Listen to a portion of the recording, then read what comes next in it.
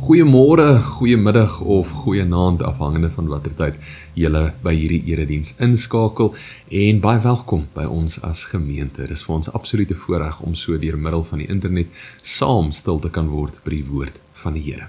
En geliefdes, dan sommer van ons as gemeente af wil ons net vir elkeen van julle sê, ons hoop dat hierdie Kersfees of hierdie Christusfees seisoen vir julle werklik besonder sal wees. Laat dit julle verhouding met die Here net sal versterk en laat ons as gemeente net weer opnuut sal fokus op wat sy lewe, sy geboorte en sy opoffering aan die kruis vir ons beteken. Geliefdes, net so 1 of 2 kort afkondigings voordat ons met die erediens begin. Hierdie komende Dinsdag, so van vandag, Sondag 2 dae, is dit ons geloftedag erediens, 'n baie besonderse erediens en ons is nog van die min gemeentes wat hierdie erediens hou. Dit sal by die kerk om 8:00 die oggend wees. En ongelukkig gaan hierdie erediens nie opgeneem en op die internet uitgesaai word nie. So as julle in die area is, geliefdes, julle is meer as welkom en Dominee Braam sal hierdie erediens waarneem.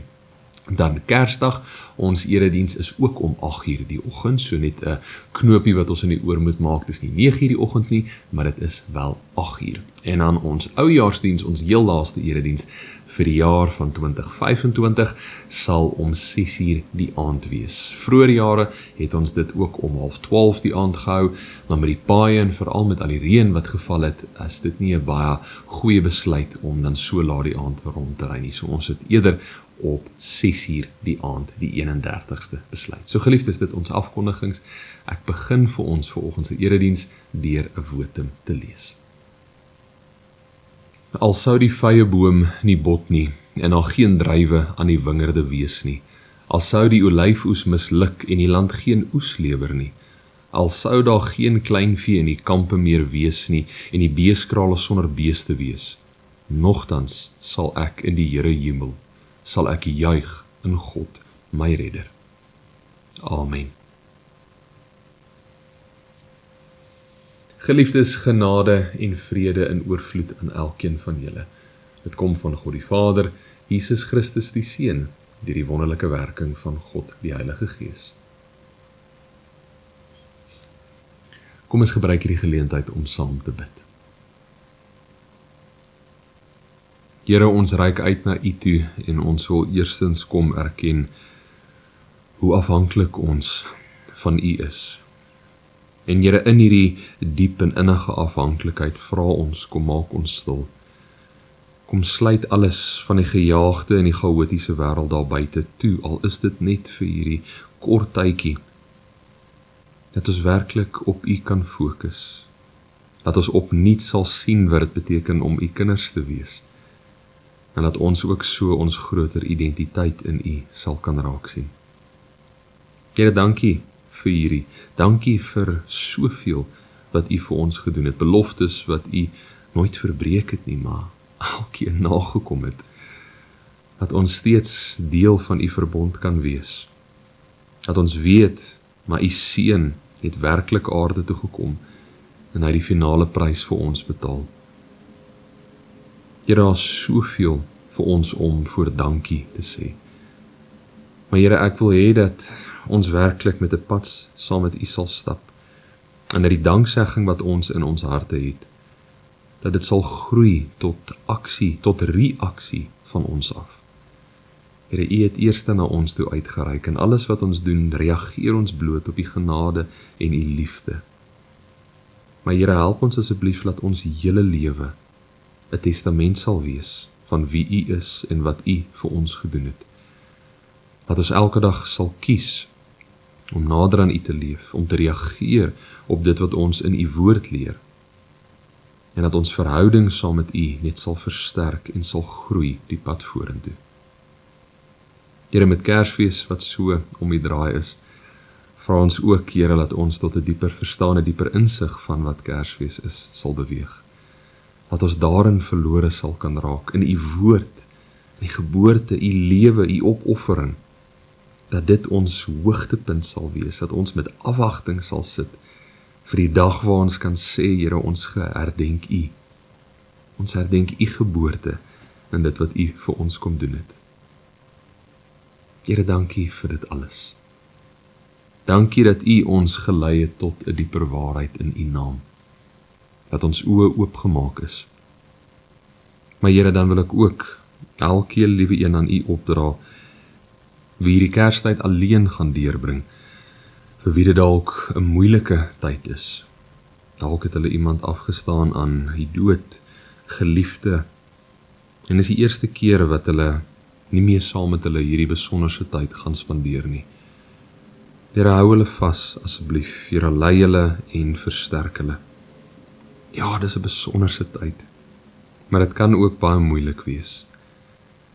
Here, ek vra asseblief dat U elkeen aan die hart sal druk, dat U elkeen van ons sal kom vertroos, daar waar ons swaar kry het, waar ons pyn het.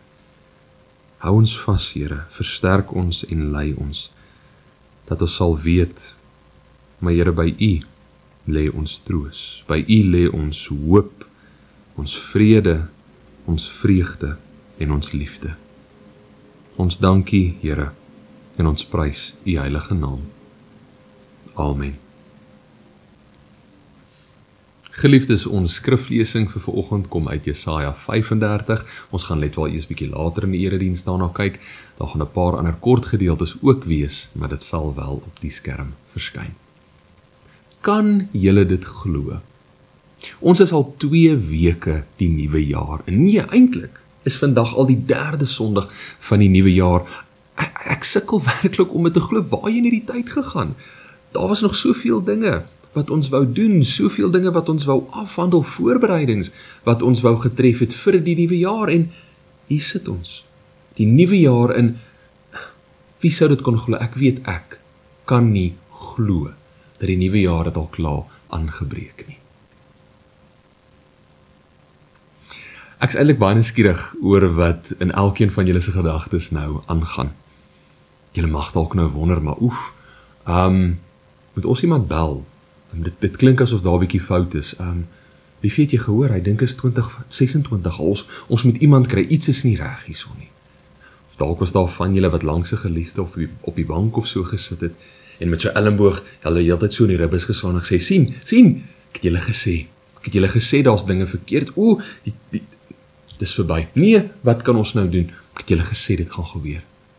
Geliefdes, ek hoop regtig nie dit is julle reaksie op wat ek nou net gesê het nie. Maar dalk is julle reaksie bietjie meer aan die simpatiekant. Ai, sies tog, die arme ding. Ons het geweet dit gaan moeilik, maar ons het nou nie gedink so swaar nie. Nee, die nuwe jaar moet nou maar kom. Arme ding is klaar nuwe jaar, maar nee, tog. Die lewe is maar moeilik. Geliefdes, voordat julle gedagtes nog verder rondhardloop, laat ek daarom net verduidelik wat ek hiermee bedoel. Die 30ste November, presies 2 weke terug vandag, het ons met die adventseisoen begin. En volgens die kerklike kalender, of dan die liturgiese kalender, hoe ook al 'n mens daarna wil verwys, is dit wanneer die nuwe jaar begin. Vir die van julle wat dalk nou nog nie van die kerklike of die liturgiese kalender gehoor het nie, dit is basies waar ons jaar opgedeel word in verskillende gelowige temas. Baie mense is ook lief daarvoor om daarna te verwys as seisoene met wat deur die jaar gebeur. As voorbeeld, ons kry Kersfees, die Lydenstyd, Pinkster, Epifanie en nog 'n hele klompie ander. En hierdie kalender begin nie op die 1 Januarie soos ons burgerlike kalender nie. Nee, dit begin met die laaste Sondag elke jaar van November. So geliefdes, om julle gerus te stel, al my skroewe is nog vas, wel, ek hoop so. En die jaar was daarom nie te veel vir my gewees nie. Die volgende punt, wat beteken Advent dan? En is dit enigsins nodig vir ons vandag, om hieraan deel te neem of te deel van ons verhouding met die Here te maak? Wel, mens enige ander van die liturgiese seisoene, dit is nie noodsaaklik nie, maar ons kan baie daarby baat, om wel dit bietjie dieper en beter te kan verstaan. Advent kom van die Latynse woord adventus af, wat beteken koms of die aankoms van iemand. En in ons omstandighede, met ons geskiedenis as Christene, weet ons, maar is nie te lank nie, en dan herdenk ons die geboorte en die lewe van Jesus Christus, sy koms aarde toe. So in hierdie adventseisoen word daar eintlik baie tyd spandeer om die afwagting wat die gelowiges van destyds beleef het, in vandag vir ons moontlik te maak. Laat ek verduidelik wat ek hiermee bedoel. Reg deur die Ou Testament kry ons baie tekste, profetiese tekste, wat kom uitlig, maar daar sal 'n verlosser aan die Jode verskyn. As voorbeeld, die albekende en die pragtige Jesaja 9 vers 5. Dit sê: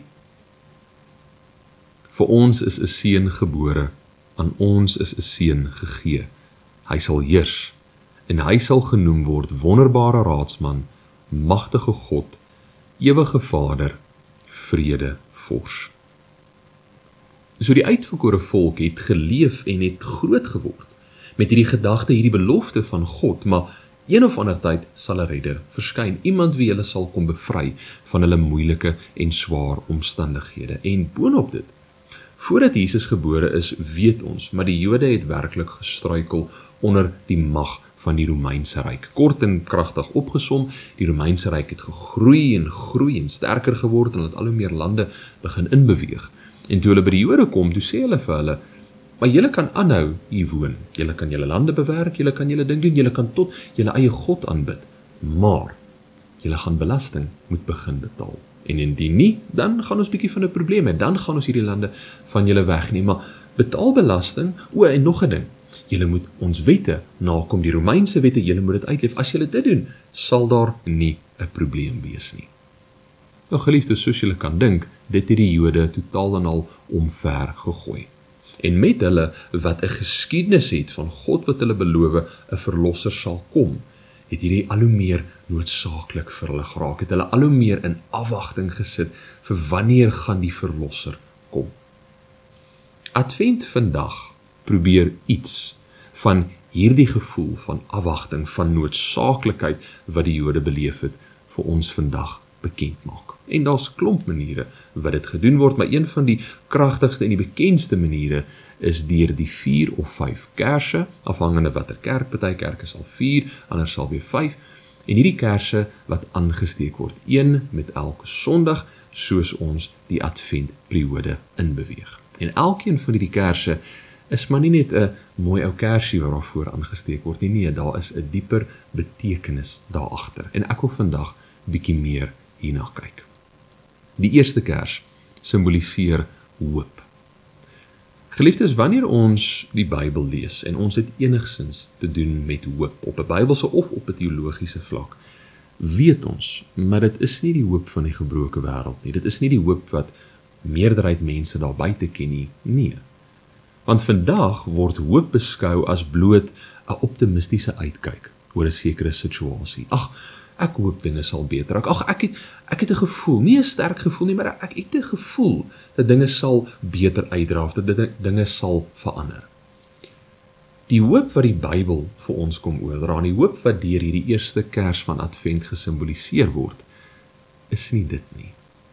En dit kan opgesom word deur Hebreërs 11 vers 1. Ek lees dit vir ons.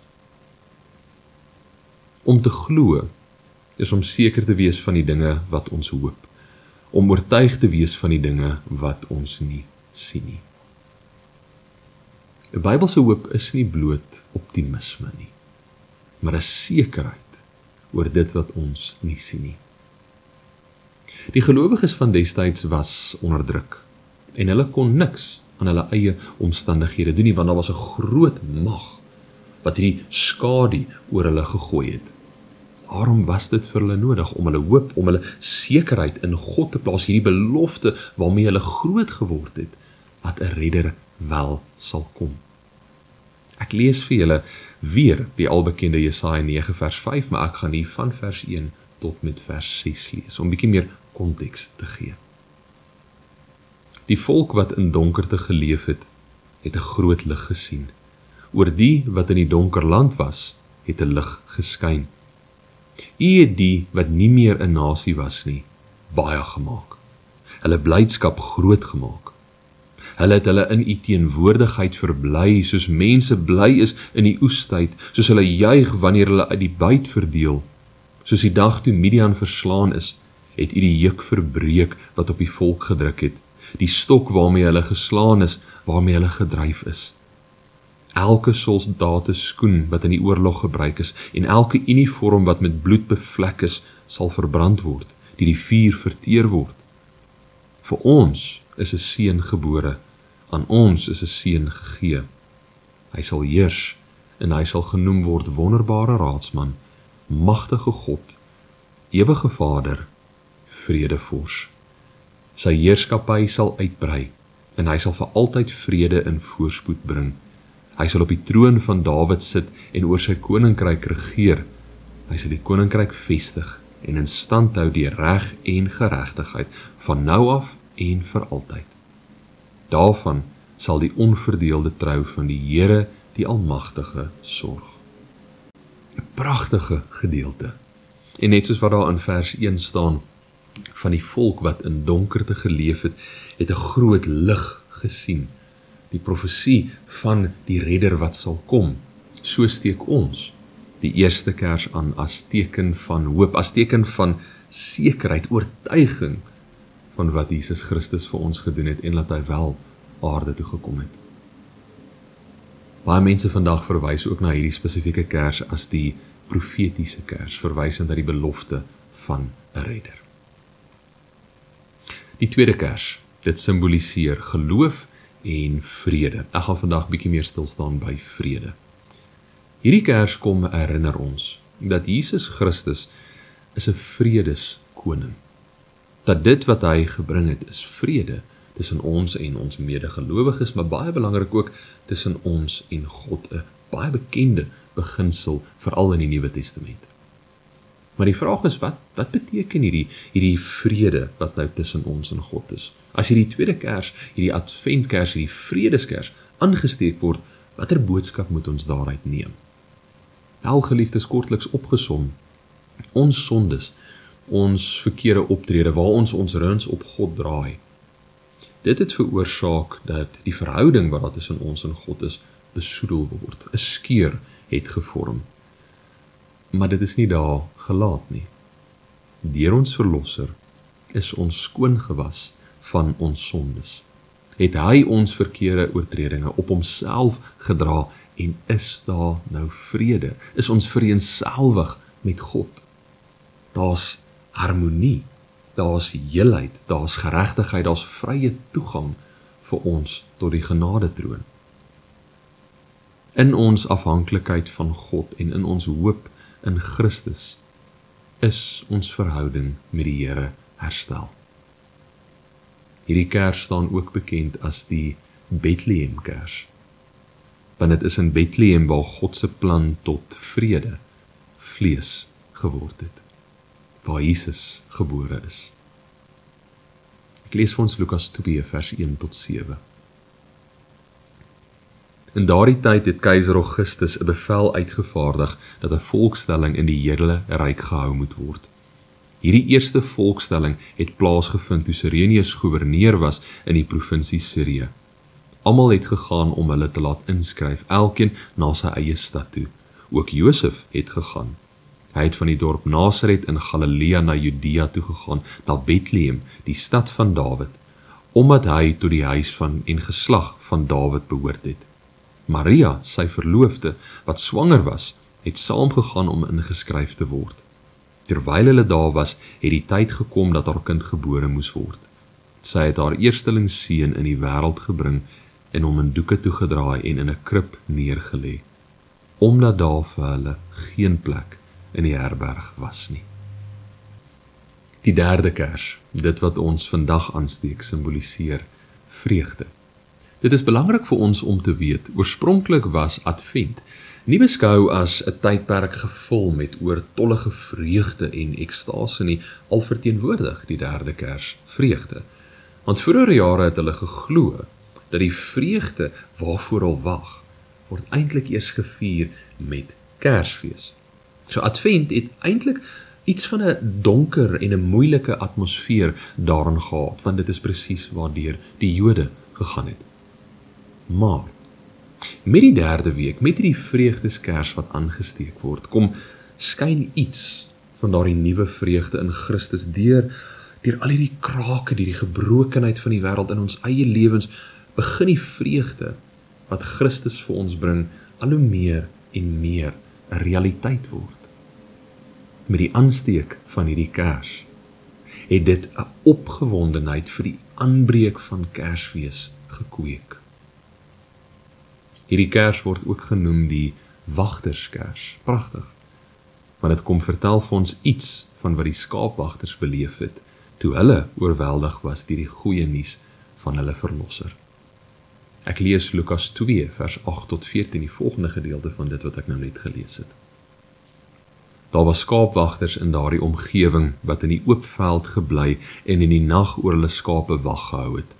Met eens staan daar 'n engel van die Here by hulle, en die heerlikheid van die Here het rondom hulle geskyn.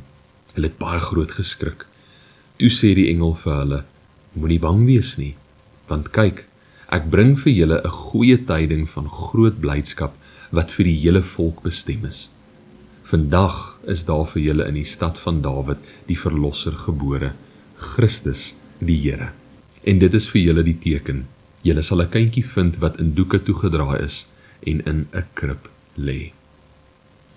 Die 4de kers simboliseer liefde. God se onvoorwaardelike liefde vir ons, wat sigbaar geword het deur Jesus Christus. Nog altyd my baie mooi manier om na hierdie beginsel te kyk. Jesus Christus is die uitbeelding van God se liefde vir ons, die selfopofferende liefde wat hy vir ons aan die kruis kom wys het. Hierdie kers kom herinner ons, maar Jesus Christus is nie maar net ons redder nie. Hy is die lig en die liefde van God. Hierdie kers staan bekend as die engelekers, want dit is die engel wat vir die wagters vertel het van Jesus se geboorte. Dit is hulle wat die liefde van God in vlees aangekondig het. Ek lees Lukas 2 vers 13 tot 14, die volgende gedeelte van dit wat ek nou net gelees het. Skielik was daar saam met die engel 'n menigte engele uit die hemel wat God prys en sê: Eer aan God in die hoogste hemel en vrede op aarde vir die mense in wie hy 'n welbehae het. Die 5de en die laaste kers is die Christuskers en dit word aangesteek op Kersdag. Dit simboliseer dat Jesus Christus is die lig vir hierdie wêreld en dat God se belofte werklik tot vervulling gekom het deur hom. Ek lees vir julle Johannes 8 vers 12. Op 'n ander keer het Jesus vir die mense gesê: Ek is die lig vir die wêreld. Wie my volg, sal nooit in die duisternis lewe nie, maar sal die lig hê wat lewe gee. Advent is 'n besonderse tydperk waarin ons tot die Here kan nader.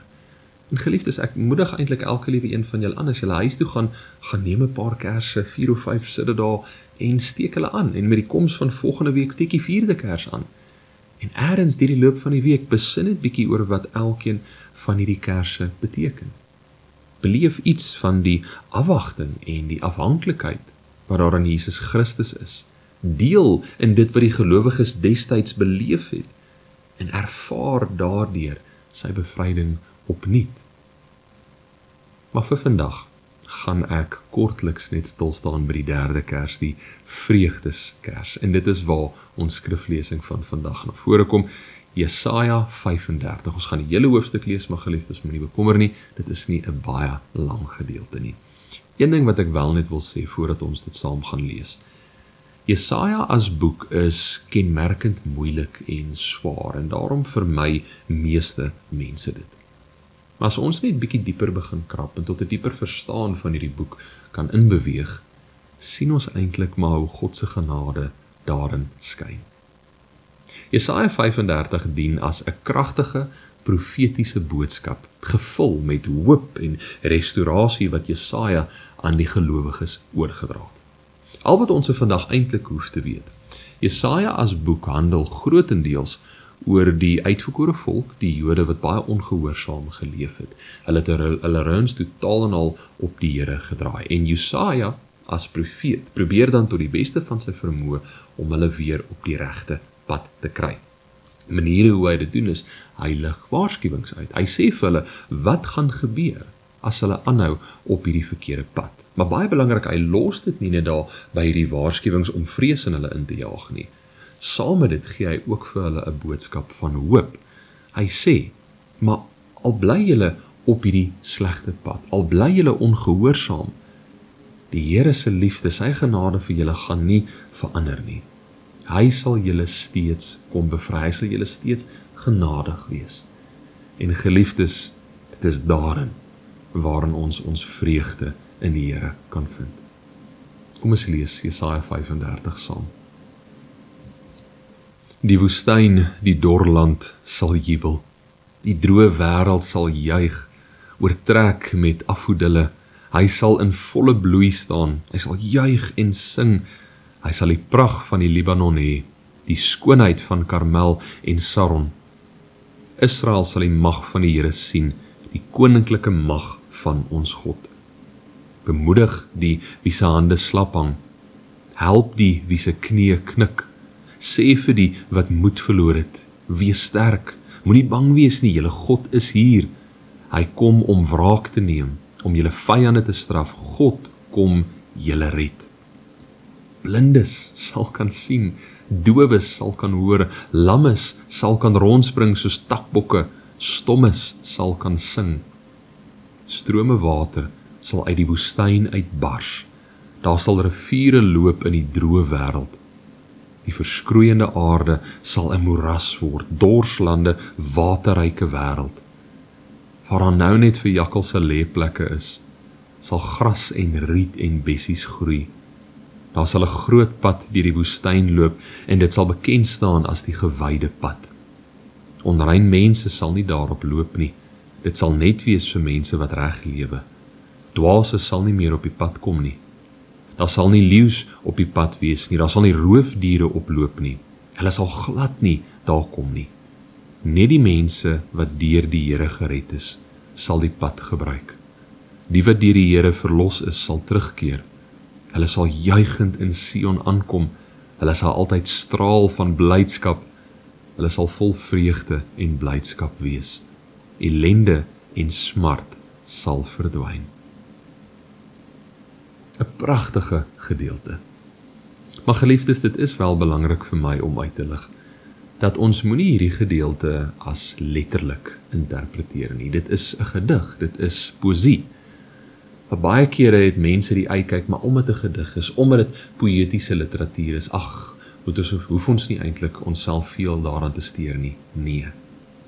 Dit is in hierdie poësie wat 'n beeld so mooi aan ons kom oordra, wat ons kan gebruik oor hoe ons hierdie adventperiode kan deurbeweeg. Hierdie gedeelte kom deel die afwagting en die afhanklikheid wat die Jode van God destyds gehad het. Dit kom beklemtoon die hoop wat daar in hom is. En soos vroeër uitgelig, nie 'n optimisme teenoor God nie, maar 'n sekerheid dat God sal intree, dat hy sal kom vernuwe, kom verander. Die gedeelte dra dit so mooi oor die uiterstes. Waar sal water uitbars in die droë woestyne? God sal kom vernuwe. Die gedeelte beklemtoon die vrede wat God vir ons as sy kinders kom bring. Of hoe die teks dit oordra, ongeregtigheid en onregverdigheid, God sal dit nie laat bly staan nie, dit sal verander word, dit sal verwyder word. Die gedeelte beklemtoon vreugde, deur God wat die dorre, gebroke wêreld in 'n plek van lewe en jubel sal verander. Almal sal vol vreugde wees, ellende sal verdwyn. En die gedeelte beklemtoon sy liefde. God wat nie sy volk oorgelaat het aan hul eie ongehoorsaamheid nie. Nee. God het eers na ons toe uitgereik. Hy het kom herstel en hy het genees. Geliefdes, ek sluit af. In hierdie adventseisoen herinner Jesaja 35 ons dat God se lig steeds in ons donker tye helder kom skyn. Soos die woestyn wat blom wanneer hy verskyn, so word ons lewens nuut wanneer ons 'n pad saam met die Here Jesus loop. Mag hierdie tyd van hoop, vrede, vreugde en liefde ons opnuut help om met afwagting, met opgewondenheid, met verwagting te leef vir dit wat kom. Die herdenking van God se belofte wat waar geword het. Vir ons is 'n seun gebore. Aan ons is 'n seun gegee. Hy sal heers en hy sal genoem word wonderbare raadsman, magtige God, ewige Vader, vredevors. Amen. Ek gee 'n oomblik van stilte.